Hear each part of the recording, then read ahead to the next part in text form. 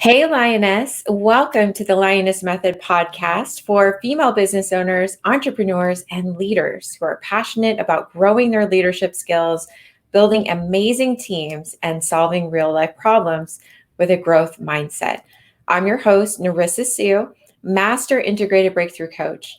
And today we will be speaking with Vicki Higgins. She is a sponsorship and brand partnership expert. She's also the CEO of CXP Agency and the host of the Sponsorship Mastery podcast. Vicki negotiated the naming rights deal with the Toyota Arena in 2019, and she also landed over $20 million in sponsorship deals since 2018 with brands like Coca-Cola, American Express, Citizens Bank, and more. And prior to starting up CXP Sponsorship Agency, she worked for a major NBA sports franchise, an international airline, and she was also an executive with a few of the most prestigious tourism destinations in the US. And now through her experience at CXP Agency and her Sponsorship Mastery podcast, she consults with brand ad agencies on sponsorship strategy and helps sponsorship seekers discover how to attract corporate sponsorship to increase their income, accelerate their influence, and expand their impact. So welcome, Vicki Higgins.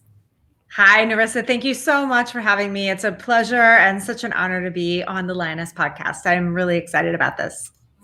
Amazing. No, thank you so much. I know that we've been chatting on Clubhouse for a minute, and I always love all of the rooms that you host because you offer so much value to everybody in the room, and you just have this very heart-centered way about you.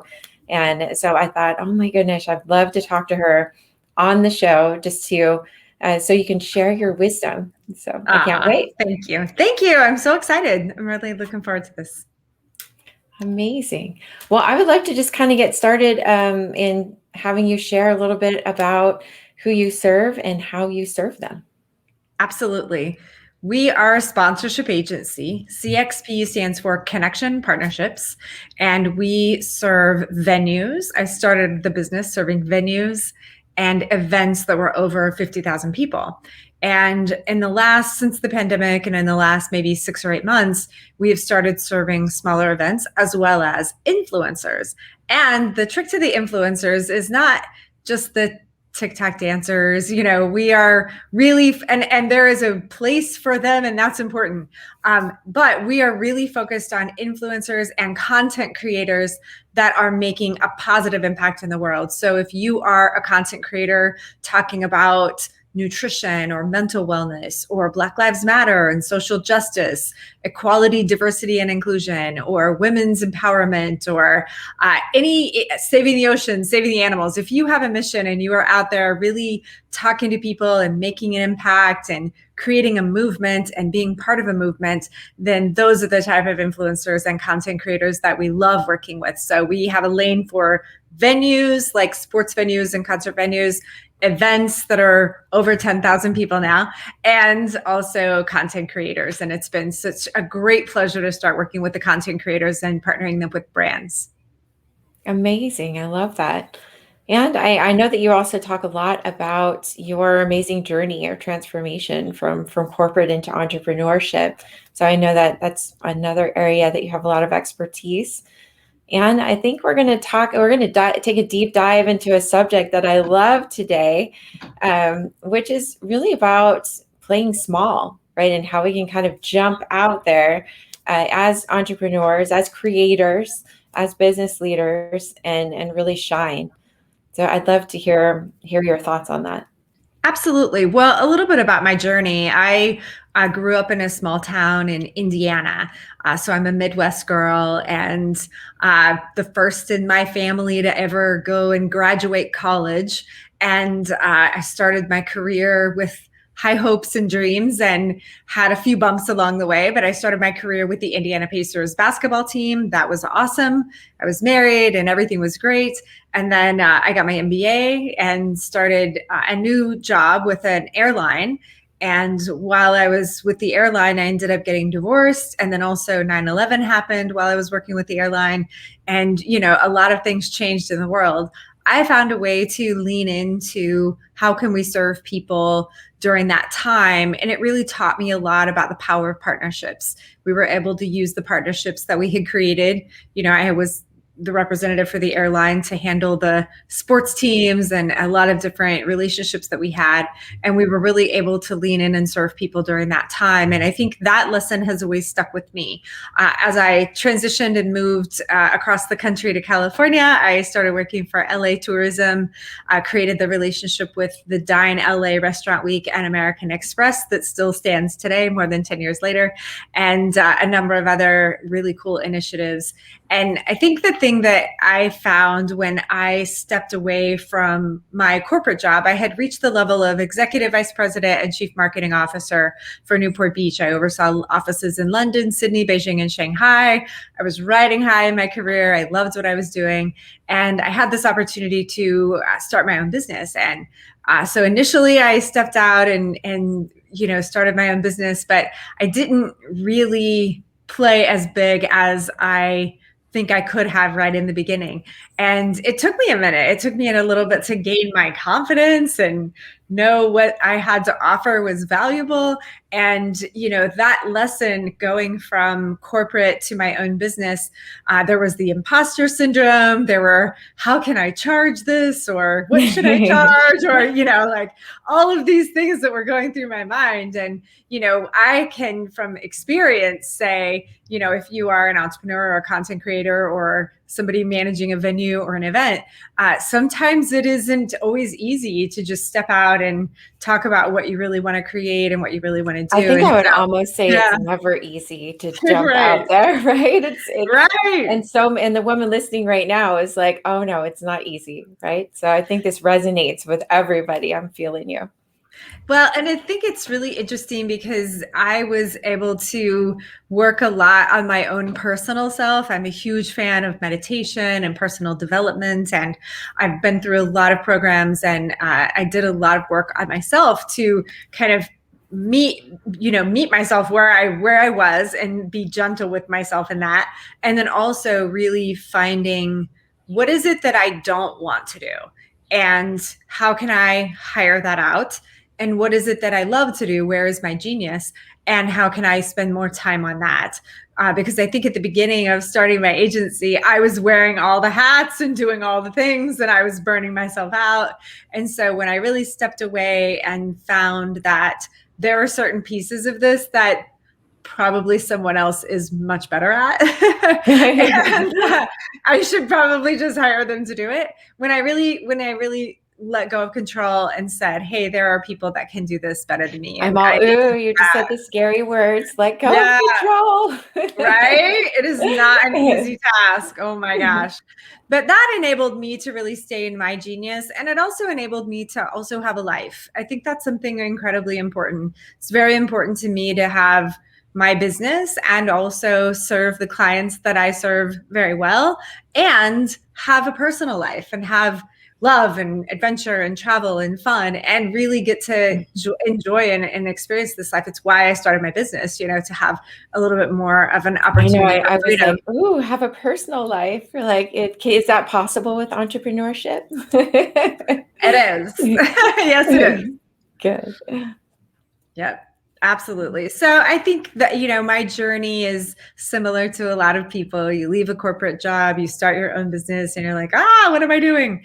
But thankfully, I've had a lot of wonderful mentors and I've invested in myself. I've invested in programs. I've been really coachable and really teachable and had amazing people that have helped guide me to create success in my business. And it wasn't always easy or the straight path, but it was definitely been a windy road, but it's really, really such a blessing. And I have so much excitement for where the company is going now too. It's really fun. That's so exciting. And what an amazing journey. Like you literally just took us on a whirlwind right now. So I want to go back just a little bit because I know that that the women that are listening are really interested in maybe hearing about some of the challenges that you had. Like what was the deep dive for you that that allowed you to jump out there and show up bigger? Like, what was that push for you, where you just decided, all right, it's time? Well, it's so funny. I love that you asked that question, because I was in the corporate world, working my executive vice president job, and I felt like I had a second life. I had this work life over here that was my day job. And then I always had this side hustle. Like, I always had this dream of being an entrepreneur. I always had this idea that I was working on the side almost all of my life. And so when I finally had the opportunity, someone said, hey, we want to hire you to fill this need or take on this project. I stepped back and just thought, this is my one big leap. I have an opportunity here. So I went back to them and just negotiated my way through it and said, listen, I don't think that I want to be hired. I want to start a company and I want you to hire my agency. If I start my company and give you this contract, will you hire my agency? It's going to be a benefit for you because, you don't have to pay insurance, all that. And I get the opportunity to start my agency and have a client. And so they were like, yeah, that's totally fine. And so it really pushed me to get everything in order really quickly and to start my agency with one client. Now, I will tell you, one of the big challenges that I had when I started my agency is here I had one client. That certainly wasn't going to pay all the bills of getting the business started and, getting everything going. And I also needed to pay some people to help me. And so I'm like, okay, I can bring on other clients. So one of my biggest challenges in the beginning was I brought on 5 other clients. And again, controller. I was trying to do it all. And I was probably 80 hours a week going, what the heck is going on? I could not keep up with what I needed to do for each of those clients. And so first I actually let go of a few clients.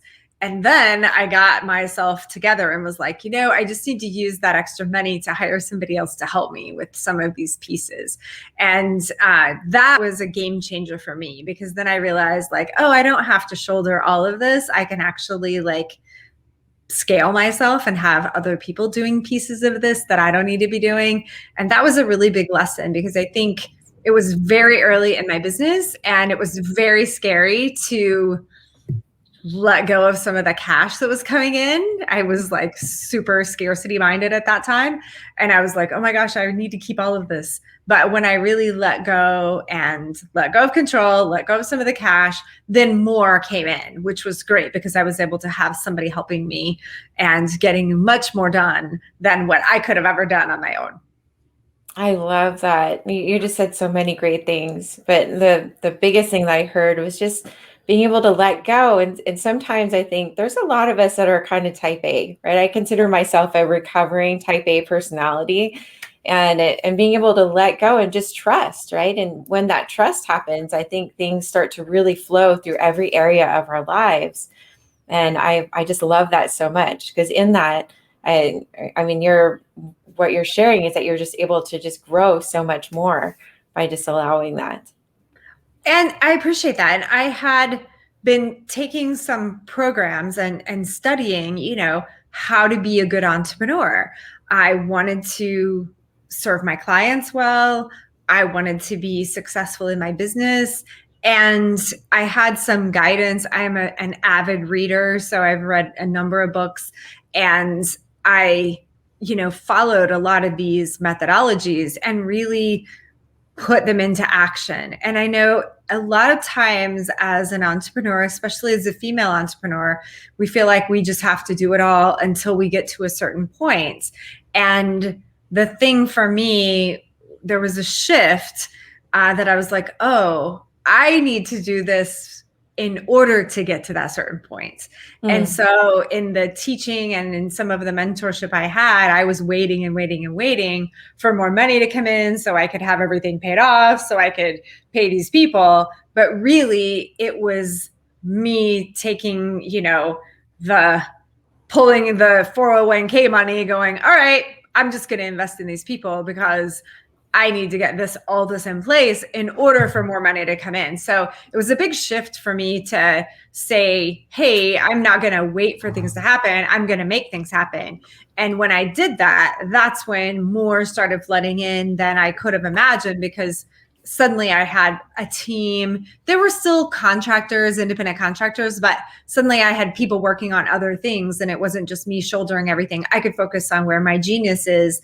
And really, I even see that in our clients right now. Like, some of them are playing small, and I'm like, listen, you need to step up your game and ask for more. And, level up. We have some opportunities here. Exactly. So, but I saw that in myself. I think that's why I can see that with other people too. Like, oh, once I get to this point, then I'll hire somebody, or once I get to this number, then I'll, hire somebody. And I agree, it's great to have goals, but it's so powerful to have an executive assistant. It's so powerful to have a team handling social, so powerful to have people handling some content writing, or, just product development, revenue streams, implementation of technical tools, and all of that stuff. Like, I can be techie enough to be dangerous, but I should not be the one ever building a funnel. Never. Me neither. It's way harder than it looks, you guys. There's definitely some amazing funnel builders out there. Absolutely. Just hire them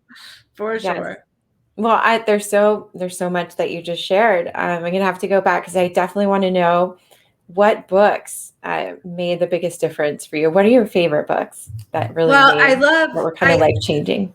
I love business books, but also I think one of the life-changing books for me was Breaking the Habit of Being Yourself by Dr. Joe Dispenza. Oh, I love Joe Dispenza. If I'm here and I want to get here, I have to break the habit of being myself. The habits that I have here, I have to break all these habits in order for me to be a new person and evolve to this place. So that was a really powerful book of being able to let go of things and being able to break some of these old habits of the way I had done things and evolve into a new person and more of a CEO role of my own business, and taking that very seriously. And also in my personal life, breaking the habit of being myself here and growing into being here. And so I think it's something that we can always grow and evolve into. I also love Scale or Fail by Allison Maslin. She heads up the Pinnacle Group, and Scale or Fail is great, because if you're the one doing it all and you're not able to scale, it's really difficult to grow your business. And so it's been a huge lesson for me to be able to learn to scale my business and get people doing things that I had been doing, so that we can serve more clients. Like, that's my goal, is to serve a number of clients. And I can't do that all by myself. So Scale or Fail is a great one by Allison Maslin. The Go Giver is a really great book as well, really coming from a servant perspective on giving and being in that mind of service. I use that when I'm in my Clubhouse rooms, and I really try to give people real guidance and key tips and checklists and things that they need in order to get themselves to a place where they can work with corporate sponsors and be able to work with brand partners and be successful at it. So Go Giver is a really great one. Oh my gosh, I've read so many. She's like, I can go on. Start with why. Start with why is great. Start with why. Yeah. I mean, there are so many. I read all the time. So yeah, I always have a bookshelf full of great books, and I'm always being referred and recommended by my friends as well, and my mentors as well. I'm like, hey, here's the next book of the month. So I love that. I'm also an avid reader. I think it's just so fun. It gets addictive, because you're like, oh, wow, a new strategy, an easier way to do things. It's amazing, like, how much fun. I used to read as a child a lot, and then I stopped for several years. And then over the last couple of years, I just started really getting into it again, which for our listener, I know that you're probably in the same boat, because all the women I've talked to lately are like, I've gotten really back into reading over the pandemic.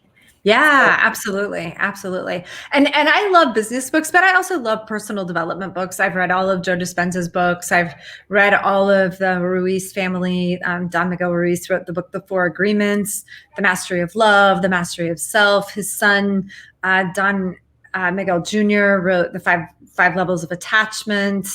The Wisdom of the Shamans was by Jose Ruiz. So I've read all of those. I've read Heather Ashamara, Warrior Goddess Training, which is really cool. So many great personal development books as well. I believe there's something super powerful and always growing as a person and always evolving. I think as I continue to grow as a woman, that always allows me to be a better leader and a better CEO of my company.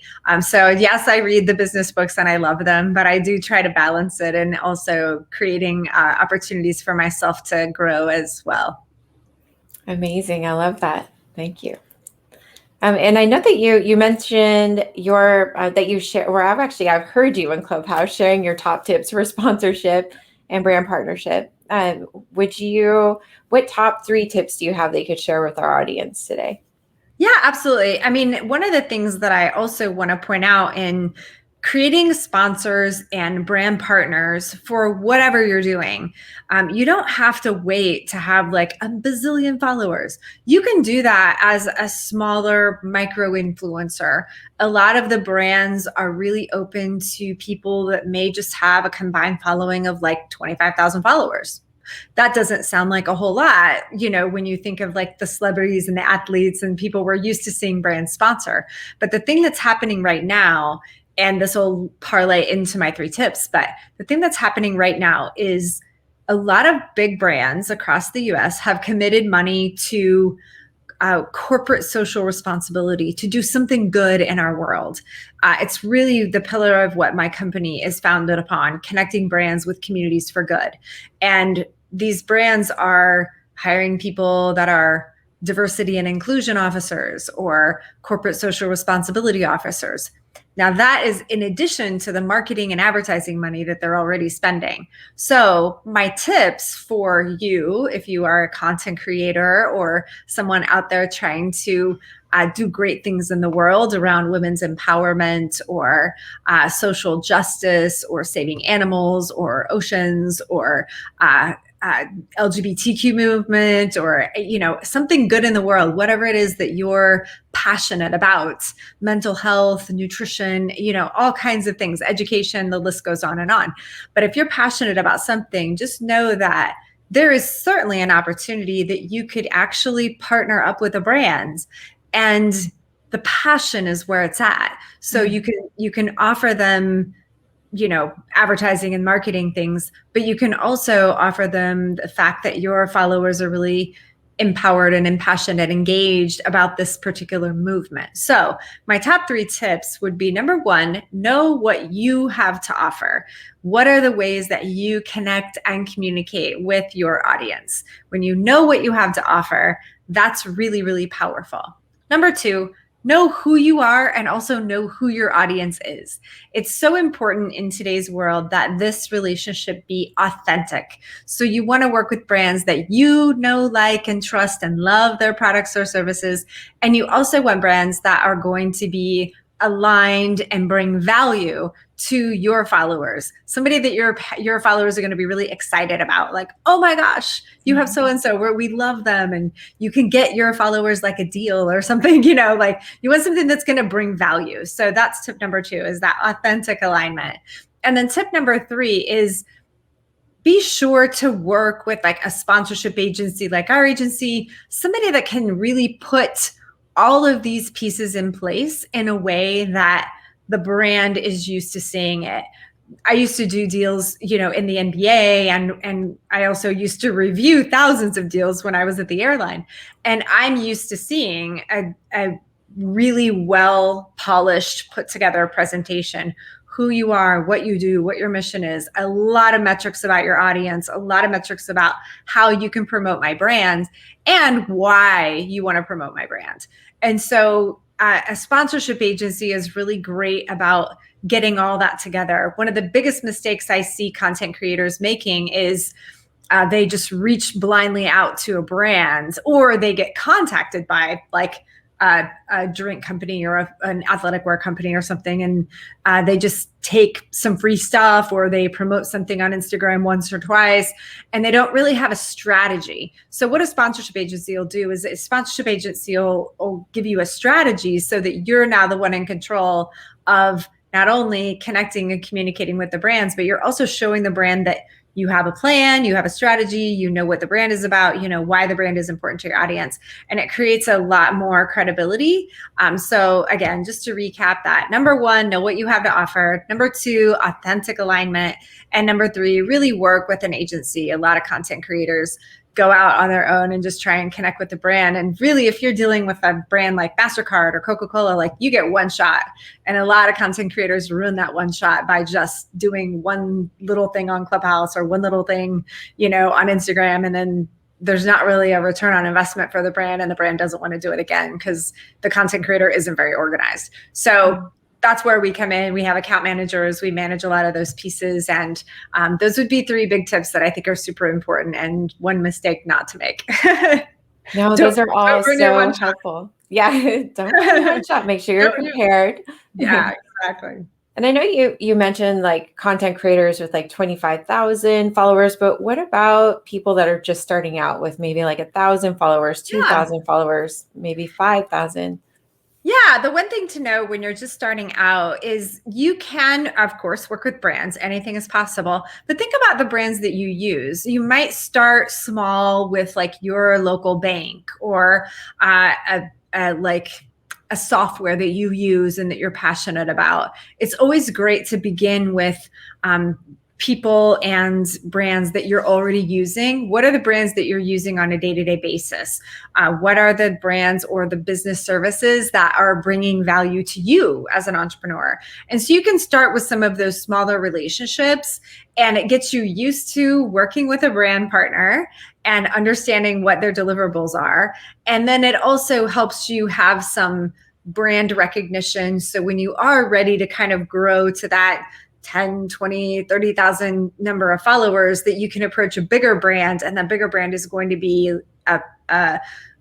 see you as a little bit more credible because you've worked with some other smaller companies. So in those deals, I still recommend same tips. Know what you have to offer. Really authentic alignment is so important. And then be sure you have a strategy to work with even those smaller brands or those local brands. And also know that like a lot of brands have community relations. So even though many of us are online and we're everywhere, it's great to talk about where you're located. It's great to talk about like what you're doing in your community and actually live in your community and do things, because you can go to your local Target store or your local bank branch and they always have money for community relations. So if you're doing a small event in your town and you're inviting women entrepreneurs to come to that event, there's a great opportunity that you could do a brand partnership and have some community relations funding coming from some of those local businesses. It's a great way to start. And the biggest thing that you want to do is just be really focused on staying on point with your message and continuing to grow your followers. The larger brands are going to look for probably like micro influencers at about 25,000 and above followers, but you can certainly get all kinds of brand partnerships when you're not at that level, if you're at 1,000 or 2,000 or 5,000 or 10,000. And you can do it in a way that really brings value to yourself and also brings value to your audience and helps you sort of learn the ways to work with brand partners. And it helps you grow your audience. So you're continuing to grow and get yourself in a position to grow your numbers so you can work with those bigger brands. That's amazing advice right there. So I hope everybody was writing that down. If not, Yes. One more thought on that. I talked with my contact at MasterCard recently, and he was saying, I said, when you're looking for a micro influencer, what are you looking for? And one of the things that he says is, he's going to look for consistency across all your channels. So you might have a really strong following on Instagram and you might be super present on Instagram, but whenever you're going to work with a brand partner, a brand like a MasterCard or a Coke or a Visa or something like that, they're going to do a deep dive in everywhere you show up. So he's looking at How consistent are you? How engaged is your audience? How on point is your messaging? Are you consistently talking about your message, maybe of women's empowerment? Or are you like showing your lasagna from the other night and then showing the stew and then showing all these other things? And then sometimes you're talking about women's empowerment. So they're going to look for your consistency. So for those entrepreneurs that are growing their business, I would say just be really consistent across all your channels and be really on point with their messaging. It's great to have a life. I have one too. And it's fine to show that. But just be sure that probably like 80% of your posts are really on message with what you're wanting, like the movement that you're about or what you're wanting to talk about. And then just only like 10 to 20% be other things, like promoting other people that are powerful in that space, or like some of your personal style or your personal life. I think it is important for people to see the personal side of you, but just not all the time. So, and it really is very dependent upon like what you're talking about, of course, but brands are going to often look at how is this particular influencer going to be a good representation of our brand? So they're going to look for consistency. So that's a great thing for anybody that's just growing their audience to do. I love that. And that's so important because I think a lot of us don't really even think about that, having the consistency, because maybe we only focus on Instagram or Clubhouse or what have you. So that's good to remember that they will be looking at all of our channels. They'll be looking at everything. So if you're not using a channel, just get rid of it. You're like, delete it. Yeah, they're looking at all. So if you're going to have them, just be consistent. It doesn't have to be daily, but just have consistency in however you show up. I love that. Well, I want to be really mindful of your time because I really appreciate you coming on the show today. So I'm going to ask you one more question and then we'll wrap it up for today. But what's been your biggest win recently? What are you excited about? Well, one of my biggest wins, I'm sure there's a lot of them. there are a lot. It's I love my life. I love my job. I love my, work that I do. One of my biggest wins in my life was doing the naming rights deal of Toyota Arena. I had the great opportunity to find the naming sponsor for this venue in Ontario, California. And we announced that naming deal in July of 2019, about 6 months before the pandemic. But it was so amazing. And that has just been a ripple effect of venues and clients and great credibility for my company. It was a really, really huge win. I would say more recently, just the opportunity to work with influencers. This was not a planned lane of business for my agency. We were working solely with venues and events, and really venues and events over 50,000 people. And so being in Clubhouse, reading The Go-Giver, looking at ways that I can serve people with the knowledge that I have, I just heard so many people talking about the great work that they're doing, empowering other women, creating more awareness around inequalities in race, and doing things to support Black Lives Matter, doing things to support social injustice and create good things that are in our world, saving our oceans, saving our animals, connecting with communities, mental health. Like, people were talking about some big, big stuff, and they were doing things about it. Like, they're creating films and they're creating content and they have super engaged audience and they're out there doing something about it. And I love that. And I just felt like, wow, what an amazing opportunity if they could really work with a brand to not be out there raising the flag alone, saying, hey, I'm doing this cool stuff, but to really work with a brand. And I mean, imagine what it would be like to get a 6-figure deal from a big brand like a MasterCard or a Coca-Cola. Like, what can that do for you? Like, what could that do for you? And then, I mean, this is where we come a circle all the way back to the beginning, like playing small. Mm-hmm. We had an example of an influencer that went through my academy. So I offer a masterclass. If you're not at 25,000 people, I offer an academy. And then we also offer agency services where we do things for you. But you have to apply. So we had a person in the academy that was a pretty good influencer in the women's empowerment space. And she was thinking like, oh, maybe I could get like $3,000 or like 4 or 5 people at $3,000 so I could pay for my event. And I'm like, wait, what? And I'm like, you are playing so small. I'm like, look at the reach you have. Every time you open your mouth, you're talking to 120,000 people. Like, that is so powerful. And you're on point with your message, and you're on point with showing up every day and empowering people. Like, this is worth more. And so we were able to put together her asset inventory, her presentation, show the types of packages that she could offer. And we're right now negotiating a deal that's over $100,000 for her. Whereas she was thinking before, like, oh, maybe $3,000. Now it's like $100,000. And wow, imagine if you get 1 or 2 or 3 or 5 of them. Mm-hmm. Like, what an impact that one person is making. Yeah. Yeah, that changes lives. And then imagine, we really believe in the power of the partnership. So, hey, what can the brand do for you? So this brand could possibly get her on a global stage to speak to women. That's amazing. That'll help her accomplish her goal. So we really try and create that. So I just ask your listeners and viewers to think about, like, where are you playing small, and how can you really step up to recognize, like, what you have to offer, how engaged are the people that you're talking to. And when you have that opportunity to have a 6-figure brand partner deal, what could that do for you? What would that change in your life? It really creates so many more pathways. Are you hiring a team? Are you out reaching more people? Are you writing a book? Are you, anything? Are you spending more time with your family because now you can hire somebody? So there are a lot of things that you can do. I love that. No, and thank you so much for sharing so much of your wisdom today. I know that the woman listening is so excited. I'm excited. I'm like, I need to learn more about your academy. Where can they find that information? Where's the best place to contact you?